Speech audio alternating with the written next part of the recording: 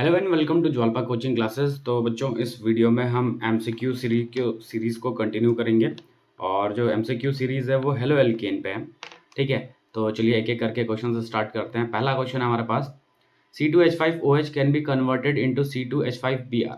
मतलब इथेनॉल को bromo ethane में कन्वर्ट करना है, इनमें से किसके द्वारा किया जा सकता है? चलो देखते हैं। ठीक है, देखो पहला है हमारे पास NaBr प्लस H2SO4। ठीक है, तो देखो जब हम C2H5OH को मिक्स करते हैं किसके साथ, NaBr in the presence of H2SO4, तो मिलता है हमें C2H5OBr। ठीक है, ये मिलता है और यहाँ पे H2SO4 एज अ कैटलिस्ट की तरह काम करता है, तो मतलब ये ऑप्शन तो करेक्ट है।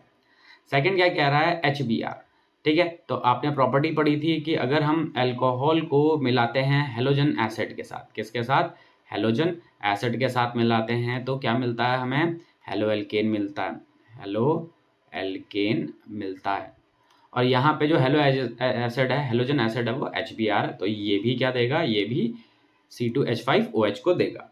ठीक है, अगला था कि रेड फॉस्फोरस एंड Br2, तो ये वाला भी क्या होता है, हेलो ब्रोमो इथेन देगा। यहाँ पे रेड फॉस्फोरस एज अ किसकी तरह काम करेगा, कैटलिस्ट की तरह काम करेगा। तो NaBr प्लस H2SO4 के साथ मिलाया तब भी हमें ब्रोमो इथेन मिला, HBr के साथ मिलाया तब भी हमें ब्रोमो इथेन मिला, और अगर हमने रेड फॉस्फोरस Br2 के साथ मिलाया तब भी हमें क्या मिला, ब्रोमो इथेन मिला। तो मतलब ये सारे के सारे क्या हैं, सबके सब सही हैं। इसका मतलब हमारा ऑप्शन क्या हो जाएगा, all of these.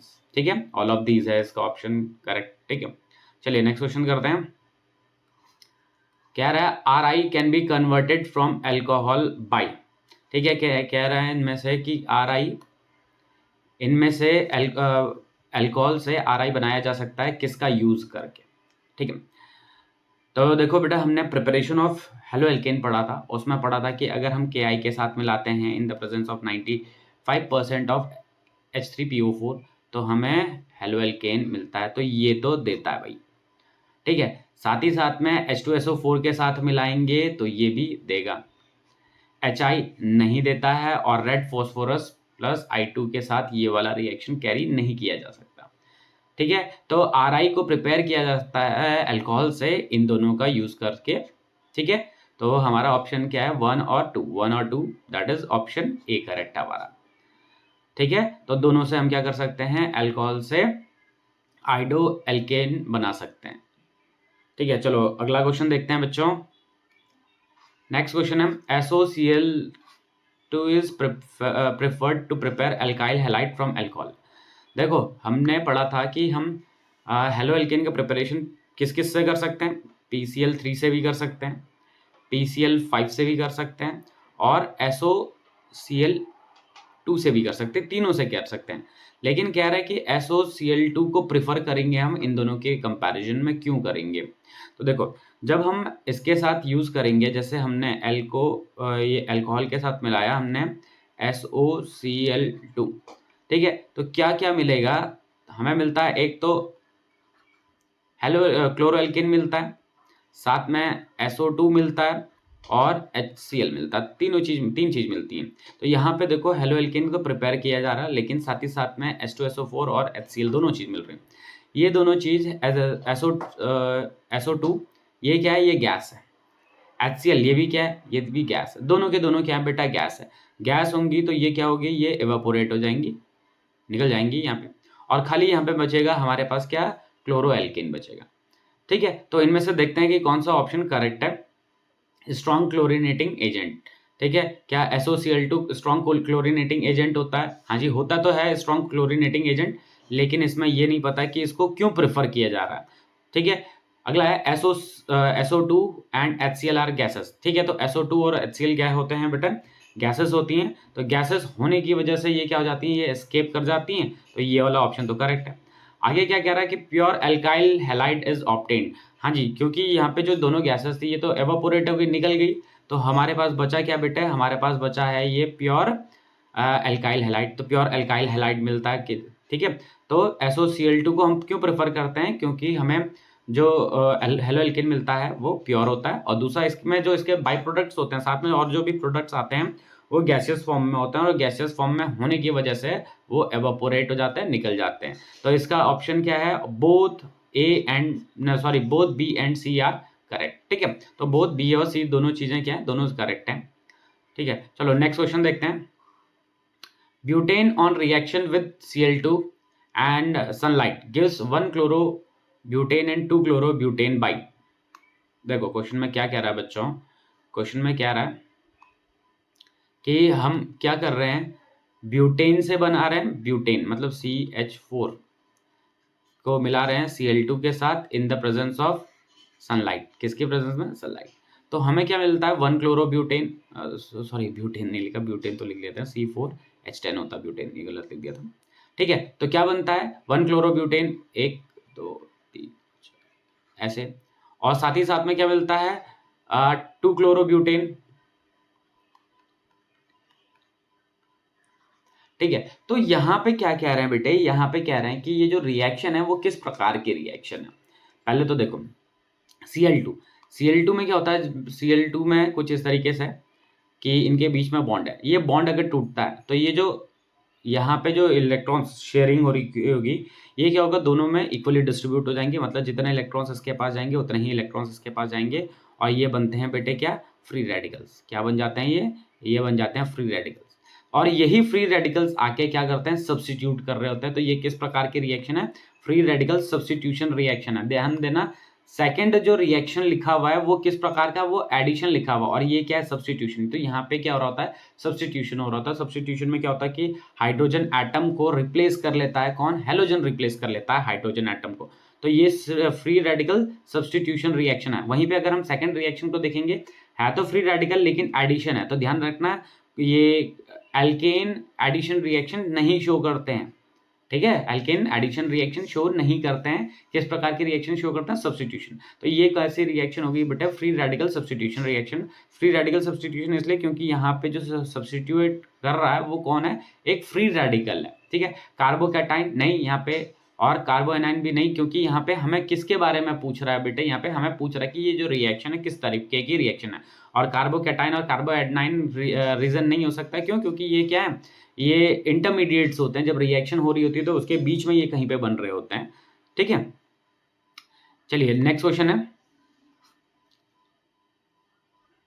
Propene react with HI to form major product as. देखो प्रोपीन किसके साथ रिएक्ट कर रहा है, HI के साथ रिएक्ट कर रहा है, तो इनमें से कौन सा प्रोडक्ट बनाएगा। ठीक है, देखो प्रोपीन, प्रोपीन क्या है,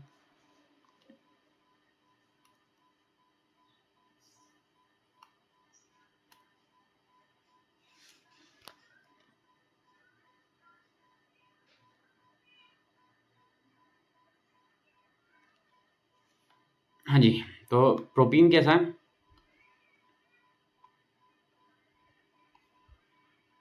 बना लेते हैं। ठीक है, तो प्रोपीन क्या है, प्रोपीन ये है।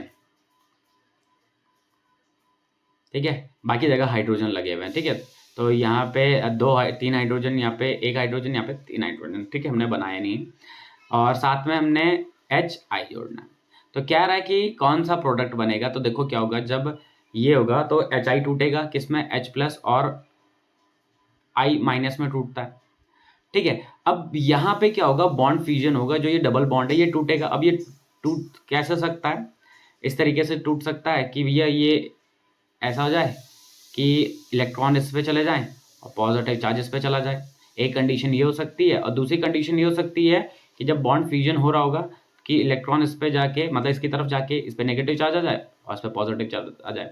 लेकिन यहाँ पे हम डायरेक्टली क्या यूज़ कर रहे हैं बेटे, HI यूज़ कर रहे हैं। क्या चीज़, HI यूज़ कर रहे हैं। तो HI अगर हम किसी एल्कीन पे डायरेक्ट हेलोजन एसिड का अटैक करवाते हैं तो वहाँ पे जो एडिशन हो रहा होता है वो हो रहा होता है अकॉर्डिंग टू मार्कोनिकोव रूल। किसके हिसाब से हो रहा होता है, मार्कोनिकोव रूल के हिसाब से हो रहा होता है। अब मार्कोनिकोव रूल कहता है कि जो हेलोजन एसिड का जो नेगेटिव पार्ट है वो उस कार्बन पे जाके लगता है जिस पे कम हाइड्रोजन होंगे। तो अगर इस पे देखेंगे तो इस पे तो 3 हाइड्रोजन है, इस पे 1 हाइड्रोजन है, और इस पे 2 हाइड्रोजन है। ठीक है, इस पे कितने हाइड्रोजन है बेटे, इस पे 2 हाइड्रोजन है। ठीक है, तो जो ये नेगेटिव पार्ट है HI, ये किस पे लगेगा, जब बॉन्ड टूटेगा या तो इस पे नेगेटिव हो जाए या तो इस पे नेगेटिव हो जाए। ठीक है। लेकिन मार्कोनिकोव कहता है कि भैया जो नेगेटिव पार्ट है वो उस कार्बन पे लगना चाहिए जहां पे क्या होगा, कम हाइड्रोजन होगी। ठीक है। अब कम हाइड्रोजन किस पे दिख रहा है आपको कम हाइड्रोजन दिख रहे हैं इस पे, तो ये जो जो ये आई है वो जाके किस पे अटैक करेगा, इस पे। तो ये हमारे पास बन जाएगा इस तरीके से, ठीक है। और जो H है वो जाके लग जाएगा इस वाले के साथ, ठीक है। तो क्या मिलेगा, 2 आइडो प्रोपेन मिलेगा। लेकिन अगर वहीं पे अगर हमारे पास इस रिएक्शन में बोला जाता कि कोई परऑक्साइड भी, क्या है बेटे, परऑक्साइड, अगर बाई चांस कहीं क्वेश्चन में बोलते थे कि इस रिएक्शन में हमारे पास परऑक्साइड भी गिवन है, तब ये प्रोडक्ट नहीं बनता। तब क्या बनना था बेटे, तब बनना था इस प्रोडक्ट ने, तब प्रोडक्ट क्या बनता, ये बनता। ठीक है। तो यहाँ पे कह रहा है कि प्रोपीन को HI के साथ रिएक्ट करवाया, डायरेक्ट किसके साथ रिएक्ट करवाया, HI के साथ रिएक्ट करवाया, यहाँ पे परऑक्साइड नहीं लिखा हुआ। तो जब हम एल्कीन को किसी हेलोजन एसिड के साथ डायरेक्ट रिएक्ट करवाते हैं तो हमें क्या मिलता है बेटे, हमें मिलता है 2, यहाँ पे हेलोजन आयोडीन था तो 2 आइडोप्रोपेन, क्या चीज, 2 आइडोप्रोपेन। अगर बेटे परऑक्साइड लिखा होता तो परऑक्साइड की कंडीशन पे हमें क्या मिलता, 1 आइडोप्रोपेन। तो ये तो नहीं होगा, आंसर क्या होगा हमारा, 2 आइडोप्रोपेन। अच्छा, प्रोपेन नहीं होगा, क्यों, क्योंकि प्रोपेन से यहाँ पे हमारे पास क्या था, हेलोजन एसिड था, तो प्रोपेन नहीं बनेगा। और 1,2 डाई आइडोप्रोपेन भी नहीं बनता। ठीक है। तो इसमें आंसर क्या हो जाएगा हमारा आंसर हो जाएगा 2 आइडोप्रोपेन। ठीक है। तो इस वीडियो में हम कुछ इतने ही MCQs करेंगे।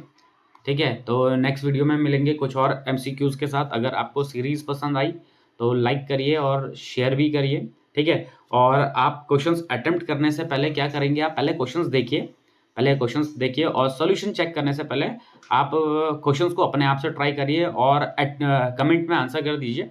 ठीक है। उसके बाद जाके आप सोल्यूशन चेक करो कि जो आप आंसर कर रहे हो वो सही है कि नहीं है। ठीक है। तो आप थ्रू आउट अगर खाली ऐसे ही वीडियो देखते जाओगे तो क्या होगा बेटे, आपको खाली ये वीडियो देख के समझ में आएगा, लेकिन आपके कॉन्सेप्ट उस तरीके से आसानी से क्लियर नहीं हो पाएंगे। तो क्वेश्चंस करने का तरीका क्या है कि पहले आप क्वेश्चंस को खुद अटेम्प्ट करिए, उसके बाद जाके आप सोल्यूशन चेक करिए। ठीक है। तो आज के इस वीडियो में इतना ही करेंगे बच्चों। ठीक है। नई वीडियो में मिलेंगे इसके आगे के क्वेश्चंस के साथ। तब तक बने रहिए ज्वालपा कोचिंग क्लासेस के साथ। Okay students, bye bye.